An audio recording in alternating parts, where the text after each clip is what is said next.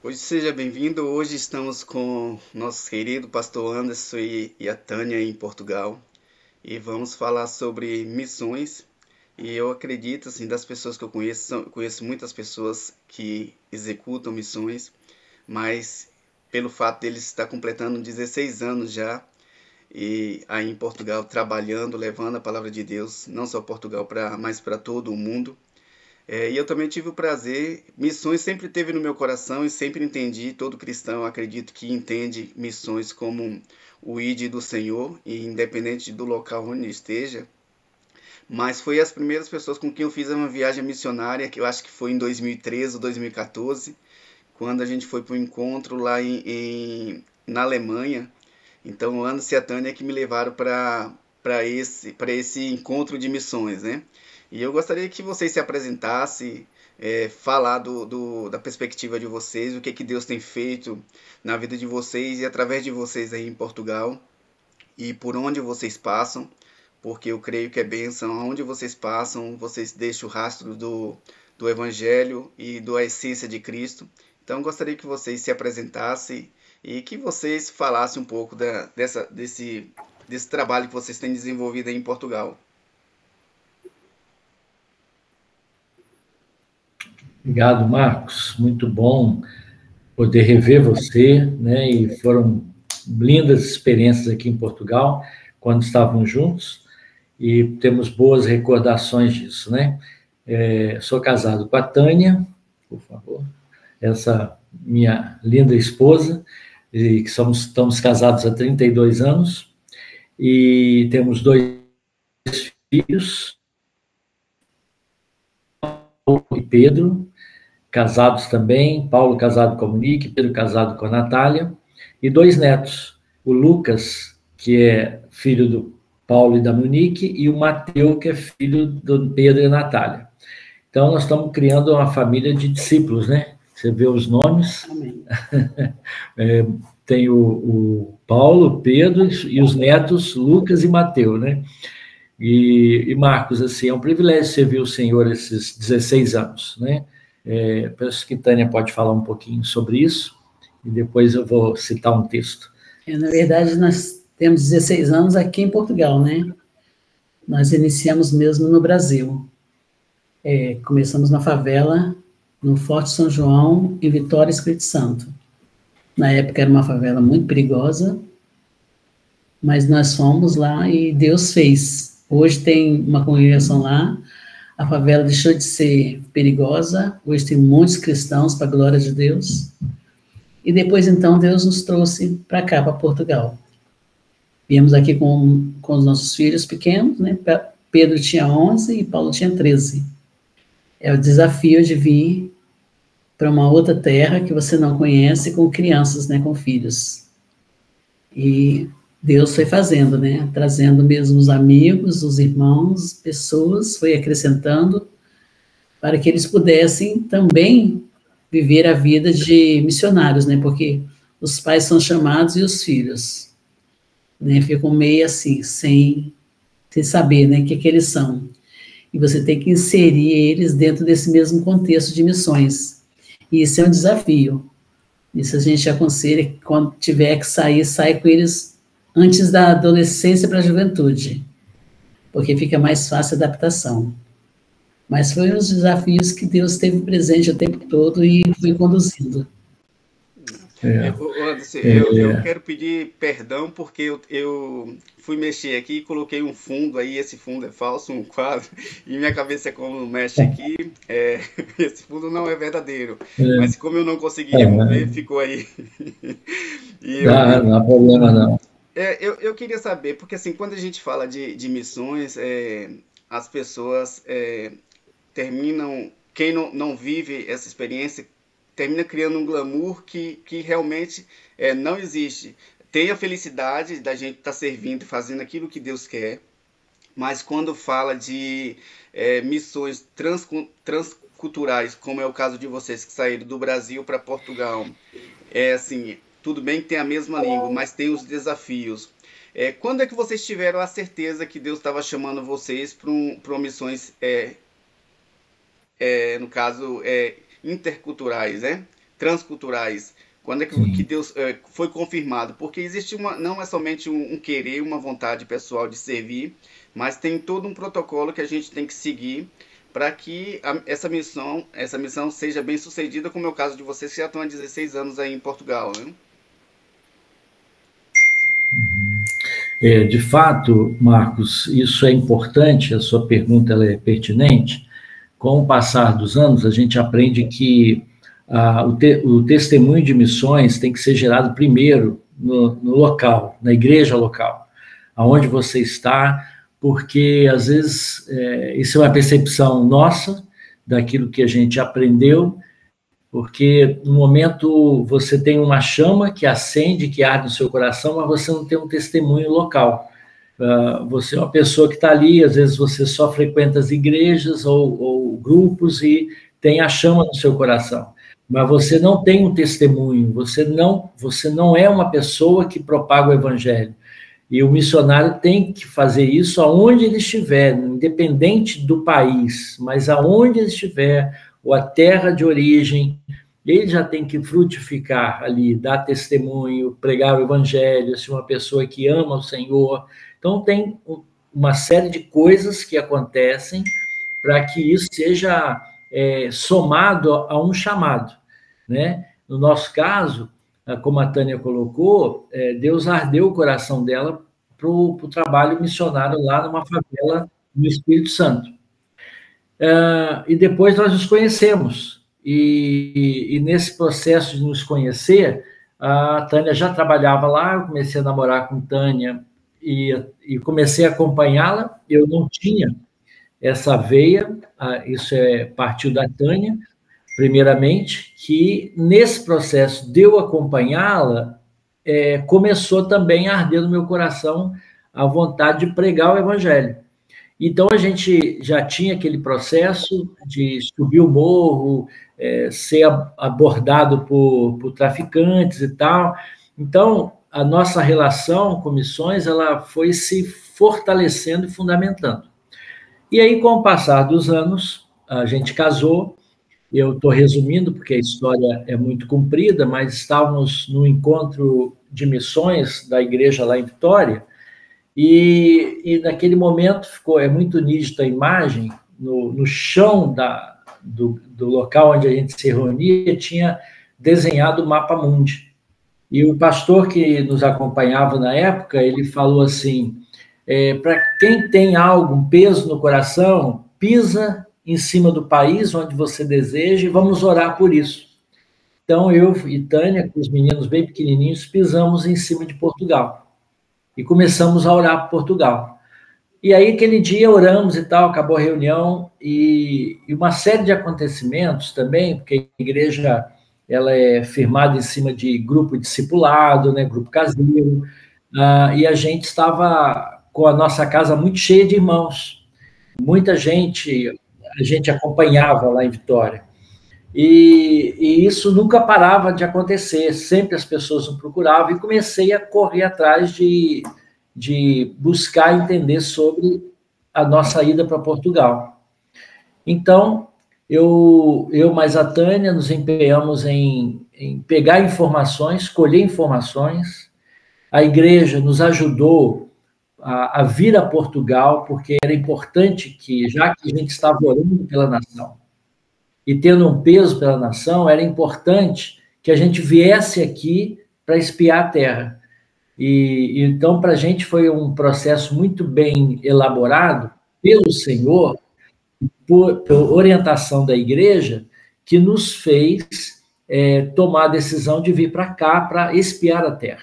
Então, viemos para Portugal, e nesse processo a igreja nos ajudou financeiramente para vir, os irmãos também do grupo caseiro, que a gente tinha, também fez a coleta para nos ajudar, e viemos para Portugal. Ficar 15 dias aqui, fomos recebidos por um casal de irmãos, aqui, que morava aqui, hoje mora no Brasil, e esse casal nos amparou, nos deu essa acolhida, e 15 dias ficamos cuidando da documentação, para poder o Senhor confirmar todas as coisas. Eu acho importante falar isso, porque muita gente vem com a cara e a coragem, não estou dizendo que isso é errado. Eu estou dizendo que a nossa experiência, ela nos trouxe essa base, porque a gente entendia, e por orientação do presbitério da igreja, era importante que a gente viesse para o campo legal. Então, eu sou filho de português. Meu pai é do Porto, falecido há mais ou menos 10 dias, mas meu pai é do Porto, então eu vim para cá para dar entrada nos documentos como filho de português. E aí, quando eu volto para o Brasil, a gente espiou a terra, perdão, a gente olhou e falou assim, olha, vamos morar aqui mesmo, na região de Almada, que você conhece bem. E diante dessa decisão, não sei se a Tânia quer falar alguma coisa? Diante dessa decisão, a gente volta para o Brasil e vou continuar minha vida normal, esperando o Senhor me legalizar em Portugal. Detalhe que a conservatória aqui, que se chama cartório no Brasil, me deu um prazo de 40 dias, me deu um prazo de 9 meses a 1 ano para o documento sair. Mas, por surpresa nossa, em 40 dias o documento chega no meu endereço lá em casa, que você já conhece, a certidão portuguesa e tal. E aí, pronto, mostrei para o pastor Vince na época, ele falou assim, agora não tem jeito de segurar vocês mais.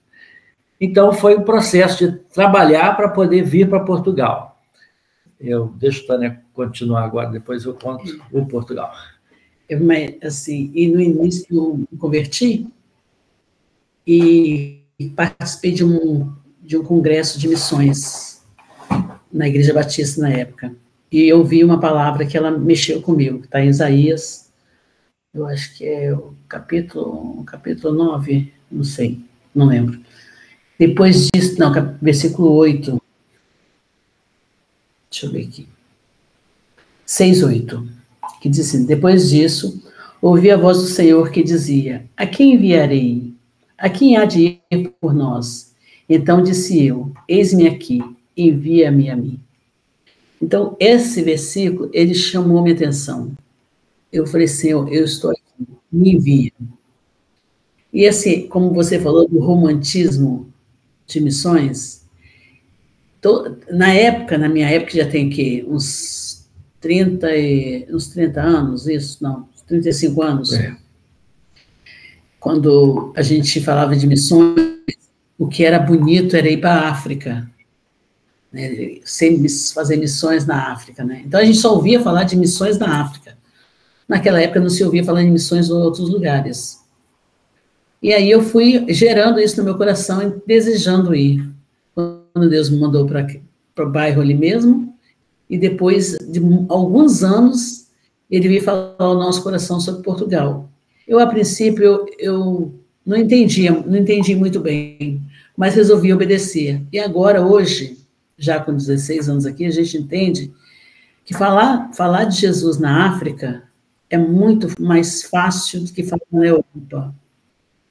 Que a Europa, ela entrou num intelecto muito grande. E isso, a palavra de Deus se tornou, assim, uma coisa, assim, que não tem valor. Então, Europa. Então, é muito difícil você trazer a palavra para o europeu. E, graças a Deus, que de uns anos para cá, isso tem mudado. Nós temos visto muitos se convertendo. Mas foi um desafio muito grande no início.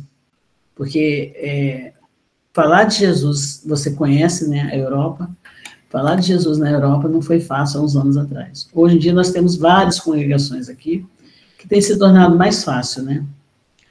Mas aí Deus encheu meu coração nessa época, que foi nesse versículo, eis-me aqui, envia-me a mim.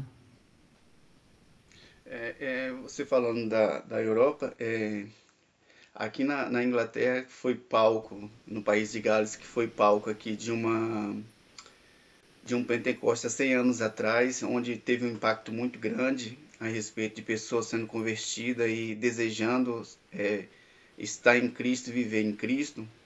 Hoje a gente encontra pessoas aqui que Cristo não tem nenhum significado no sentido de qual é a religião. E aí a gente vê um país que já viveu o auge com Deus, a experiência com Deus, hoje vive numa pobreza espiritual, onde as pessoas geralmente, quando pensam na Europa, falam assim, não, é um país rico financeiramente, mas pobre espiritualmente.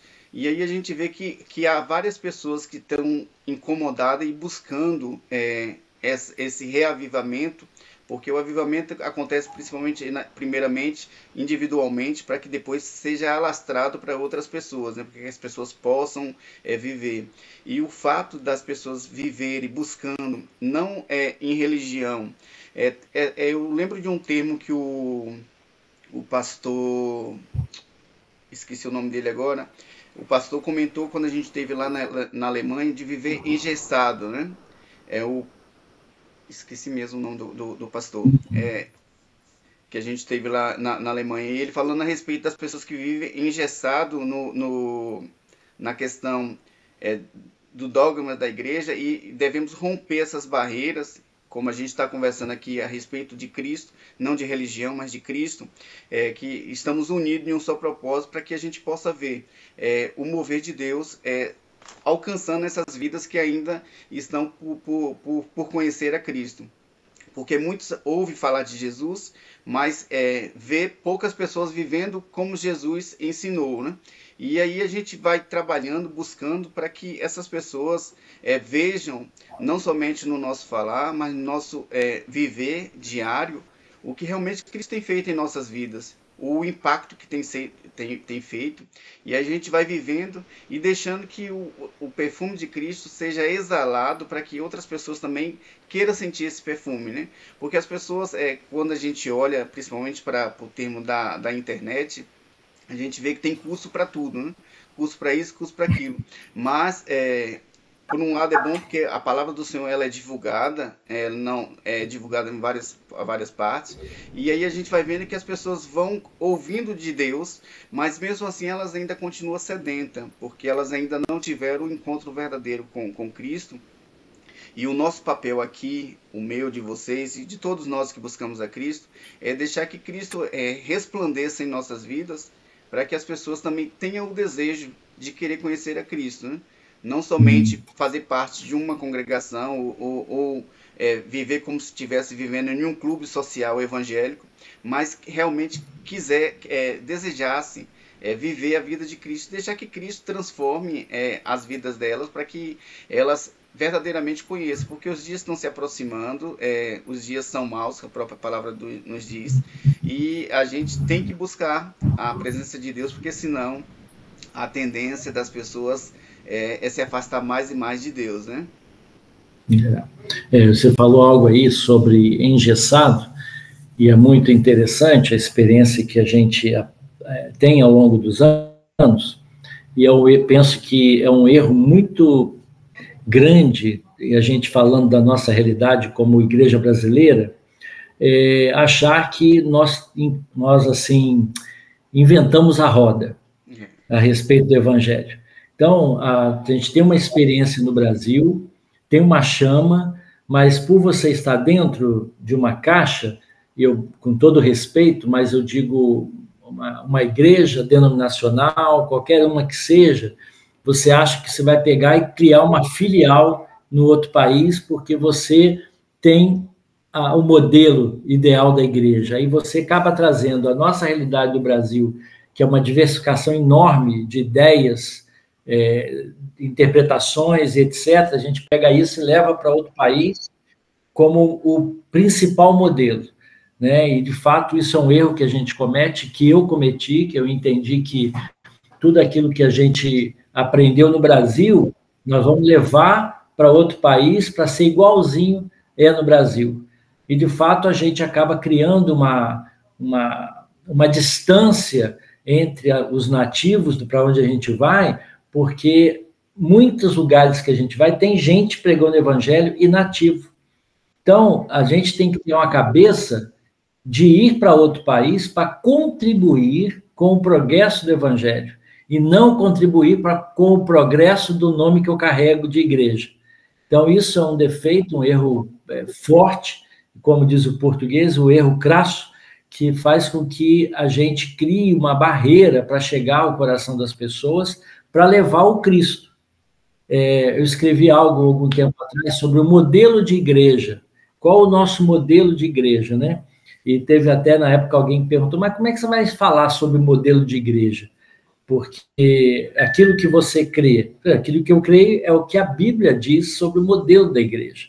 Então, como base para isso, é o quê? A gente olha a igreja em Atos dos Apóstolos e vê o que a igreja viveu naquela época. E esse é o padrão de igreja, né? Pregar o evangelho, ganhar o coração das pessoas para Cristo, batizar as pessoas para que elas sejam resgatadas do inferno, enfim. São padrões, mas a gente, dentro desses padrões, cria uma quantidade de coisas para que não é bíblica e traz para uma realidade que não é verdade. Então, acaba a gente pregando um falso evangelho que não tem fundamentos bíblicos, e isso causa confusão e acaba só interessante na nossa realidade em Portugal, Marcos, que você vê, e como Tânia falou, lá no Brasil tem uma quantidade enorme de bandeiras, nome de igrejas. Você vai pesquisar, eu conheci uma pessoa que trabalhava na junta comercial no Espírito Santo, e ele falava para mim a quantidade de nomes de igrejas que existia, e coisas assim, absurdas. Pois bem, então a gente cria essa realidade e leva para outro lugar também. Quando eu fui consultar o cadastro da Aliança Evangélica Portuguesa, uma quantidade enorme de nomes. Mas por quê? Porque a gente já trouxe, a maioria delas brasileira. Trouxe a raiz, e aí acaba que a gente fica com esses nomes espalhados por aí. Não, eu estou falando a minha percepção, não quer dizer que os irmãos estão errados, mas acaba que traz essa quantidade de percepções, de formas diferentes de viver e de pregar, que traz essa confusão, que muitas vezes não é bíblica, né? Então é importante a gente entender, e eu vou relatar aqui, para terminar essa parte, algo que eu vi de um pastor português, que ele dizia assim, quantos anos tem Brasil? Na época, 500 anos. Quantos anos tem Portugal? 900 anos. Vocês não acham que a gente conhece mais de evangelizar o português do que o brasileiro? Então, eu penso que ele falando, a vinda do brasileiro para Portugal é para nos ajudar a pregar o evangelho, e não alguém como descobriu a verdade da palavra e está pregando essa verdade como sendo única, né? Sim, eu lembrei o nome do pastor Jamei Nobre, foi ele que Ok. falou. E é interessante o que você falou a respeito das pessoas quando elas vão para um determinado lugar, porque elas acham que elas que vão desbravar. E na verdade, como você mesmo falou, a roda ela já foi inventada e a gente está para contribuir. E no reino de Deus, a própria palavra, o apóstolo Paulo nos chama a respeito dessa questão de se é de Paulo ou se é de Pedro, mas o fato de quando vamos a um país, devemos respeitar as leis que está lá, e também a gente vai para contribuir, porque o povo já estava lá, né? Eu não sei como é que às vezes os portugueses veem os brasileiros no sentido quando vão para fazer missões, às vezes acha que eles estão indo para poder inventar, mas a palavra do Senhor diz que a palavra não é inventada, a gente só pode contribuir. E um dos fatos para a gente conseguir viver bem dentro do país onde a gente está é respeitar as leis, respeitar aqueles que já estavam lá. E o nosso papel é de contribuir com aqueles que já estão ali naquele país, porque eles são o da terra, né? E a gente está indo para poder não ir como superiores, porque em Cristo a palavra do Senhor diz que o que serve, esse que é o superior, né? É o maior no reino de Deus. O maior é aquele que está servindo. E aí a gente vai, quando a gente entende essas questões, a gente vê que a gente pode eliminar vários problemas, até mesmo de aceitação do próprio pessoa do país, aceitar a palavra de Cristo. Que a gente não está indo com um mandamento diferente, né? A gente não está indo com um fundamento diferente, mas com um fundamento bíblico, e aqui dali que a gente vai tentar ajudar aqueles que estão ali no país, contribuindo, né? Amém. Isso mesmo, Marcos, porque, na verdade, Cristo tem que ser exaltado, né? E não a bandeira denominacional, um nome. A gente já visitou outros lugares aqui sérios, né, que estão realmente compromissados com a pregação do Evangelho. Então, a gente tem que ter esse olhar, lembrando que o Senhor Cristo Jesus, que morreu por nós, Deus entregou a vida dele para nós. Então, ele que é a pessoa principal a ser exaltada nesse processo todo, eu digo que nem principal, única, porque nós somos apenas a torneira pela qual a água vai ser jorrada, né? Então, o nosso papel nesse processo todo é de servir ao Senhor e servir a nação. Nós não estamos aqui para subjugar as pessoas da nação, para escravizá-las, mas, de fato, servi-la. E a única forma de mostrar a vida de Cristo para uma nação é com o serviço. Onde for, mesmo lugares onde a igreja é perseguida, em que o evangelho não pode ser pregado audivelmente, mas a vida das pessoas tem pregado o evangelho, né? Então, isso é um fator também preponderante. A gente sabe que o valor que tem o brasileiro, né? O brasileiro, com essa nossa característica de ser, a gente entra em qualquer lugar do mundo, né? E eu vejo o quanto que Deus nos prepara para essas coisas, né? Esse nosso jeito espontâneo, né? Esse jeito de falar tranquilo, esse jeito fácil de fazer amizade, né? E Deus tem usado mesmo essa nossa maneira de ser.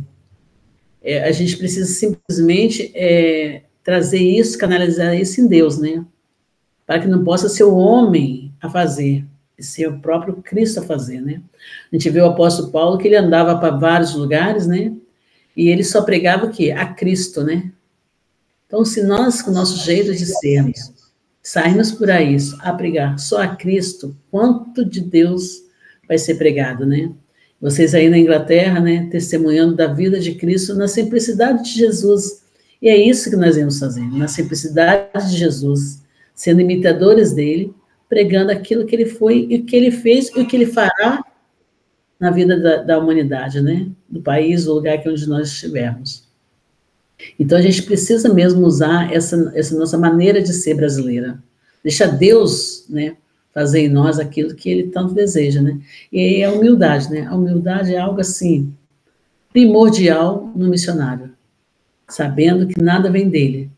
E nada é para ele. Tudo é para o Senhor. E aí, Deus completa a obra. Amém. Pode comentar, Anderson, eu sei que você quer falar. Você comentou que você escreveu um livro? Não, uma palavra sobre modelo de igreja. Tem um blog também. Mas você chegou a editar como livro ou não? Não. Isso é uma palavra, ela... Porque o meu convidado da próxima semana, ele é pastor, escritor. Entendi. A ligação falhou aí. Falhou. O meu convidado da semana que vem, o pastor Hugo, ele é pastor, escritor e editor. E como eu sei que você redige bem, escreve bem, você poderia escrever e divulgar o seu trabalho, o que Deus colocou no seu coração, para que outras pessoas também possam ter acesso e possam ler também aquilo que Deus colocou. Porque eu sempre ouvi... Pois é, mano. Pode falar, Anderson. Não, que eu ouvi dizer que a gente, quando envelhece, tem que plantar uma árvore, tem que escrever um livro e tem que fazer mais o quê? Filhos. E ter filhos, né? Então, eu não escrevi o livro ainda, mas eu plantei uma árvore há muitos anos atrás, né? Mas eu tenho um blog, Marcos, que as coisas que eu creio tem publicado lá, entendeu? Não, fala aí o nome do blog para que as pessoas possam ter o acesso lá, possam ir lá no link. Pode falar aí. Sim. Espera aí um pouquinho, deixa eu pegar aqui. Está no Google, tá? Deixa eu pegar o nome certinho. Blogspot, andersonitania.blogspot.com. Né? Então, ali você encontra muita coisa do que a gente crê. Tem o Instagram também, Anderson Itânia, e o Facebook também, Anderson Itânia. Né? E vocês vão ver que no Facebook e no Instagram tem muita foto de mesa. Nós com pessoas à volta da mesa. E isso é uma prática que a gente adotou há alguns anos, e a Tânia conheceu um processo de cuidar dos irmãos à volta da mesa, de ministrar e tal, e a gente vê o quanto Jesus usou esse tempo também à volta da mesa para ministrar e conversar com pessoas, né? Então, a gente tem adotado essa prática para estar mais próximo de pessoas, de irmãos, e à volta da mesa, onde todos os assuntos se abordam à volta da mesa e com tempo. E aí se torna um ambiente mais íntimo e tal, e é tão agradável isso, Marcos, que a gente recebeu a visita de um casal, e ela era decoradora de ambiente, cristã. Então, ela viu a nossa casa, como estava arrumada, e falou assim, olha, o ritmo da casa de vocês não combina com a arrumação que tem. Então, ela nos orientou para que arrumássemos a nossa casa ao ponto de receber pessoas. Você tem que ter uma casa para receber. E qual o local mais íntimo aqui que tem mais conversas? Eu falei, a mesa. Pois é, então a mesa tem que estar em um lugar mais separado e tal, para você ter intimidade, as pessoas abrirem o coração, enfim. A gente está há alguns anos exercendo essa prática e tem sido muito bom porque temos mais afinidade com as pessoas, criamos mais vínculos, porque deixa de ser aquele vínculo pastor, congregação, né? Eu fico mais próximo e eu tenho aprendido já há alguns anos que o meu título, né, é um dom, ele não é uma autoridade em que eu vou subjugar os irmãos. Na verdade, você me conhece e conhece a Tânia e sabe o quanto a gente gosta de se aproximar dos irmãos, né? Tirar aquela coisa de que eu sou distante dos irmãos e tal. Então, isso tem sido uma prática aqui no país que tem sido muito bom, Marcos, assim, muito bom para nós e, de fato, que nos aproxima dos irmãos e nos faz conhecer a vida dos irmãos. Não fica uma vida somente no dia dos cultos, né, congregacional e tal. Culto geral, né? E às vezes no culto geral, geralmente as pessoas conversam, mas como são muitos, talvez não dê tempo de conversar com todos, né? E o pequeno grupo termina ajudando nesse sentido de você criar uma afinidade maior com os irmãos, né? Isso aí. Hoje a gente vê que algumas congregações elas estão adotando também esse sistema de células, porque termina fortalecendo mais os irmãos, até mesmo para que possa, durante o dia a dia, elas consigam ter um contato maior com aqueles que estão ali à volta e termina identificando problema que, se fosse só no culto geral, não conseguiria identificar, né? Porque o tempo ali que está todo mundo reunido é diferente num tempo de uma célula que as pessoas têm um contato maior, né? Isso aí, isso aí. Isso é bem verdade. A gente procura, sempre que há alguém novo na congregação, a gente traz aqui para casa, almoça ou janta, para a pessoa estar mais próximo de nós, e essa pessoa é inserida num dos grupos caseiros, né, ou células, a pessoa dá o nome que achar melhor, mas que faz com que a igreja fique mais sólida, menos demandas, porque você aprende a cuidar dos irmãos, orientando os irmãos a ter uma vida de acordo com a palavra de Deus, né? Não fica preso somente à pregação do púlpito e tal. Então, essa relação de proximidade, ela nos traz um verdadeiro discipulado, né? Que é o Cristo em nós. E através dessa ação do Cristo em nós, faz com que nós venhamos a fundamentar outros irmãos também no Cristo. De tal forma, porque é até importante isso, deixa eu ver o nosso tempo, Marcos, porque o discipulado, muitas pessoas entendem o discipulado como estudo bíblico, e não é estudo bíblico. E discipulado vem de algo que traz uma relação. Primeiro, eu tenho que ter um discipulado com Cristo, né? Eu estou lendo um livro junto com a Tânia, estudando com um casal de irmãos, chamado Discipulado, de Bonhoeffer. E esse livro, ele mostra claramente aquilo que a gente pensa, né? Nós temos que ter uma relação com Jesus, eu preciso ter um amor por ele, uma vida com ele, para transmitir essa vida para o irmão. E muitas situações que eu aprendi, assim, não exerci corretamente, é que a gente achava que nós tínhamos que exercer diretamente uma relação com o irmão sem ter uma relação com o Cristo. Então, acaba que você vai passar para a pessoa aquilo que você acha, não que aquilo que Cristo está trazendo para você, né? Então, o discipulado, ele traz essa perspectiva que ele é exercido não só dentro dos grupos caseiros, como na ida no supermercado, como no jantar com a pessoa, como num café. Esses dias eu fui almoçar com o irmão num shopping aqui, para ter um tempo específico com ele, né? E a gente trocava daquilo que Cristo estava dando para nós, para ele. Porque não é, na relação, Marcos, não é eu só que vou dar, eu vou receber também. Então, nós temos que ter um coração atento para receber dos irmãos, que os irmãos têm de Deus para nos dar também. Então, você entende que o discipulado é muito mais além do estudo bíblico. É uma relação, um relacionamento, né, baseado naquilo do que Cristo nos dá e nos enche. Antes, Tânia, vocês comentaram logo no início a respeito do que uma pessoa, quando a chama de missões arde no coração, o que elas devem fazer e o que elas devem, que não somente depende só de vontade, mas tem que ter todo um preparo para que seja bem sucedida a missão que ela está fazendo em Cristo.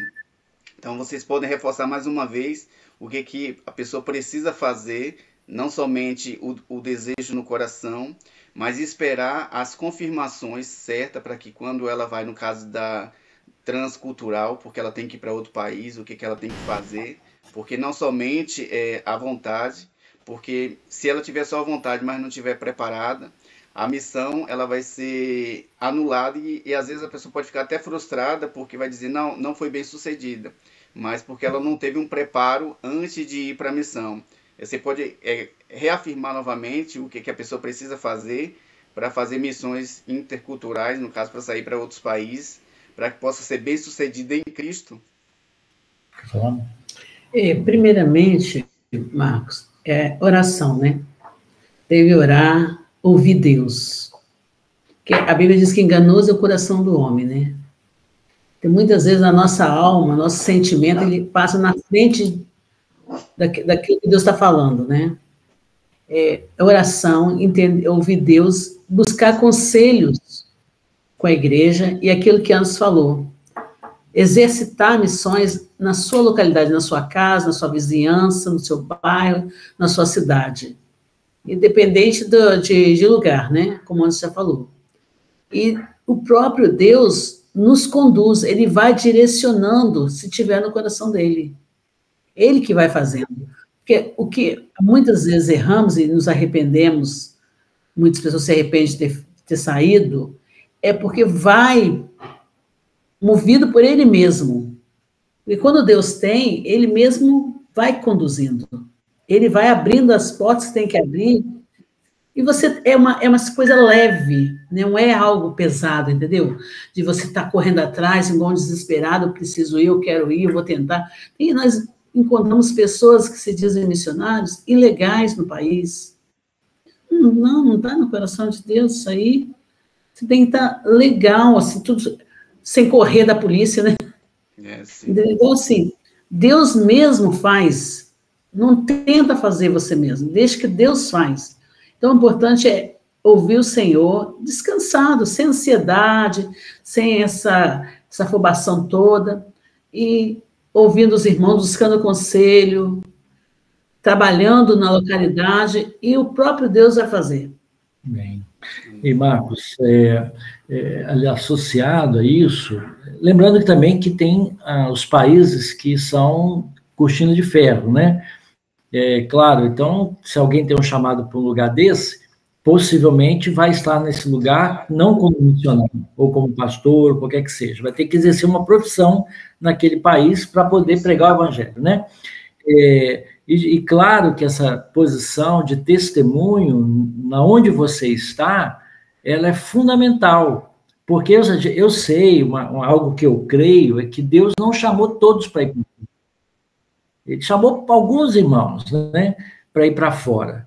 E sabendo que o campo missionário é o edifício onde você mora, a rua onde você mora, aquilo ali é o lugar para você dar o testemunho e para que as pessoas conheçam Cristo através de sua vida, né? E eu queria deixar um texto, Romanos 10, 14, 16, é muito conhecido do meio missionário, e como ouvirão se não há quem pregue? E como pregarão se não forem enviados? Como está escrito, quão formosos são os pés dos que anunciam coisas boas, mas nem todos obedeceram ao evangelho, né? Pois Isaías diz, Senhor, quem creu na nossa pregação? Então, é uma informação em um texto que muitos vão dizer que essa expressão é para aqueles que estão na sua rua. Pode ser também, mas também pode ser para aqueles que vão para fora, né? Que vão pregar o evangelho. Então, querido, eu penso que é bênção a gente ser um testemunho, a gente pregar o evangelho, porque a palavra diz que quão formosos são os pés daqueles que anunciam a palavra, né? Então, esse é o nosso papel, o seu papel, o papel da Sheila que está aí nos ouvindo, né?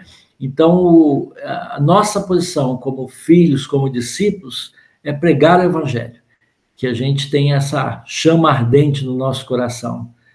E obrigado aí, Marcos, pela oportunidade. Muito obrigado pelo fato. Pode falar, Tânia. Não, antes disso eu lembrei que tem um irmão que ele sentiu no coração de pregar na Índia. É Índia, né, o Bruno? Só que assim, ali é difícil, né? Então, os irmãos, ele buscando conselho com os irmãos e orando por isso, os irmãos resolveram montar uma empresa lá para que ele fosse como funcionário para essa empresa. E lá, como funcionário, ele vai ser um pregador da palavra. E olha assim, achei assim, uma coisa assim, muito importante, né? Nos dias de hoje, né? Às vezes você quer ir, não sabe como entrar no local, e quando você busca conselho, ora junto com a igreja, Deus usa a igreja para conduzir todas as coisas. E hoje ele está lá. Amém, fazendo a vontade. Eu quero agradecer o fato de vocês terem aceitado o convite e ter nos disponibilizado o tempo de vocês para que possa compartilhar a experiência de vocês e trazer o bálsamo do Senhor sobre as nossas vidas através do que Deus tem feito na vida de vocês, né? Então, quero agradecer muito a vocês e que Deus abençoe